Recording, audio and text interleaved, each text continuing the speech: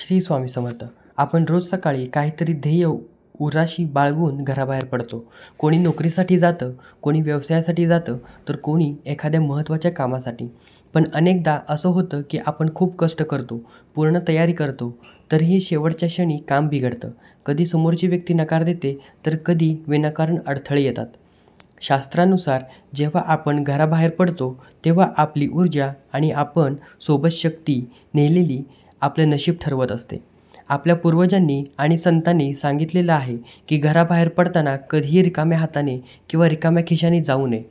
आजच्या या विशेष व्हिडिओमध्ये मी तुम्हाला अशा एक वस्तूबद्दल सांगणार आहे की ती तुमच्या खिशात किंवा पर्समध्ये असेल तर तुमच्या भोवती एक सकारात्मकता वलय तयार होईल. ही वस्तू कोणती आहे आणि ती कशी वापरावी हे जाणून घेण्यासाठी व्हिडिओ शेवटपर्यंत पहा. तर आपण जाणून घेऊया, रिकाम्या हाताने बाहेर पडणे अशुभ का मानले जाते. अध्यात्म आणि वास्तुशास्त्रात रिक्तता किंवा एम्प्टीनेस ही नकारात्मकतेचे प्रतीक मानले जाते. जेव्हा तुम्ही काहीही न घेता बाहेर पडता, तेव्हा तुमची ऊर्जा असुरक्षित असते. बाहेरील नकारात्मक लहरी तुमच्यावर लवकर प्रभाव टाकू शकतात. रिकाम्या हाताने बाहेर पडणे म्हणजे अपूर्णतेचे लक्षण आहे. या उलट काहीतरी शुभ वस्तू सोबत असणे म्हणजे पूर्णत्व आणि समृद्धी सोबत नेण्यासारखे आहे. जेव्हा आपल्याकडे एखादी सिद्ध केलेली वस्तू असते, तेव्हा आपला आत्मविश्वास वाढतो आणि सकारात्मक विचारप्रणाली कार्यान्वित होते. तर आपण जाणून घेऊया ती एक गुपित वस्तू, जी तुमचे नशीब बदलू शकते. आता आपण त्या मुख्य वस्तूबद्दल जाणून घेऊया. ती वस्तू दुसरी तिसरी काही नसून तर ते ₹1 नाणे, 2 लवंगा आणि थोडे तांदूळ यांचे मिश्रण आहे. हेच का सोबत ठेवावे हे आपण जाणून घेऊया. ₹1 नाणे हे लक्ष्मी आणि स्थिरतेचे प्रतीक आहे. खिसा कधीही रिकामा नसावा. किमान एक नाणे तरी असावे जेणेकरून धन आकर्षित होईल. लवंग ही नकारात्मक ऊर्जा खेचून घेण्यासाठी आणि ग्रहांचे दोष शांत करण्यासाठी प्रभावी मानली जाते. तांदूळ म्हणजे अक्षता, ह्या ज्याचा क्षय होत नाही असे मानले जाते. हे मांगल्याचे आणि कार्यसिद्धीचे प्रतीक आहे. हा उपाय तुम्हाला कोणत्याही गुरुवारी आणि शनिवारी करायचा आहे. एक छोटा पिवळा किंवा लाल रंगाचा कापडाचा तुकडा घ्या. त्यामध्ये ₹1 नाणे किंवा 2 अखंड लवंगा आणि 7 अखंड तांदळाचे दाणे ठेवा. त्यावर स्वामी समर्थांचा फोटोसमोरचा थोडा अंगारा टाका. याची एक छोटी पोटली किंवा गाठोडे तयार करा. ही पोटली स्वामींच्या चरणांना स्पर्श करून तुमच्या खिशात किंवा पाकिटात ठेवा. जेव्हा तुम्ही मुख्य दरवाजातून बाहेर पडता, तेव्हा ह्या पोटलीला स्पर्श करा आणि मनात म्हणा, श्री स्वामी समर्थ, माझे आजचे काम यशस्वी होऊ द्या. जर तुमचे काम विशिष्ट स्वरूपाचे असेल तर तुम्ही या वस्तू देखील सोबत ठेवू शकता.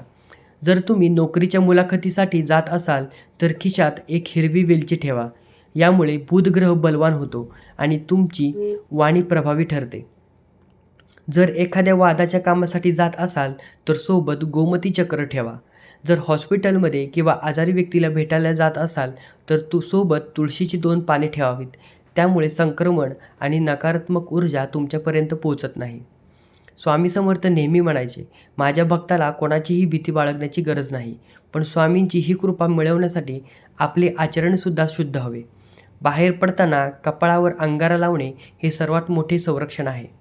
घराचा उंबरठा ओलांडताना किमान 3 वेळा श्री स्वामी समर्थ म्हणा. ज्यांच्या मुखात स्वामींचे नाव असते त्यांच्यासोबत ब्रह्मांड असते.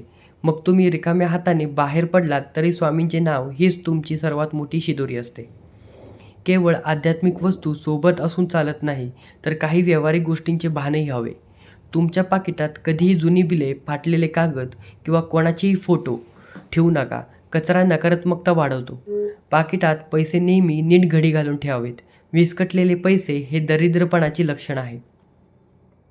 घराबाहेर पडताना तुमची महत्त्वाची कागदपत्रे, चाव्या आणि मोबाईल व्यवस्थित तपासा. गडबडीत एखादी वस्तू विसरणे म्हणजे मानसिक ताणतणावाला आमंत्रण देणे होय.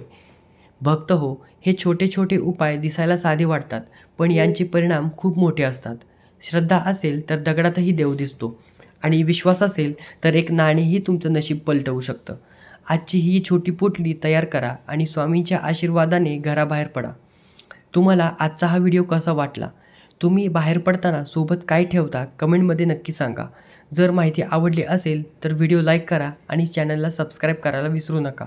स्वामींच्या कृपेने तुमची सर्व कामे मार्गी लागोत हीच प्रार्थना. अशक्यही शक्य करतील स्वामी. पुन्हा भेटूया अशाच एका प्रचिती देणाऱ्या व्हिडिओसह. धन्यवाद. श्री स्वामी समर्थ.